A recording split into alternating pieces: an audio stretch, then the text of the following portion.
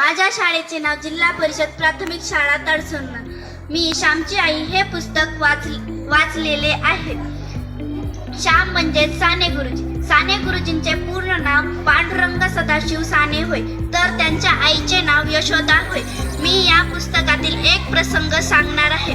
तर एकदा साने गुरुजी असेच बाहेरून खेळून आले होते, तर त्यांना चुलीवर खोबऱ्याचा तुकडा ठेवलेला दिसला, तर त्यांनी तो लपवून खाल्ला आणि नंतर त्यांच्या आईने विचारले, तो खोबऱ्याचा तुकडा तू खाल्लास का?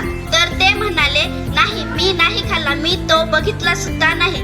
तर नंतर त्यांच्या आईने त्यांना शेण आणाय पाठवले, तर ते म्हणले, मी नाही जाणार।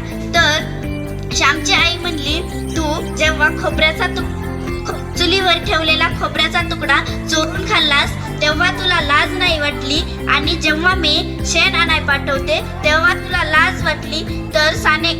तर याच्यातून असं समजतं की आपल्याला चांगली गोष्ट करताना कधीच लाज वाटली नाही पाहिजे आणि वाईट गोष्ट करताना लाज वाटली पाहिजे। धन्यवाद मॅडम।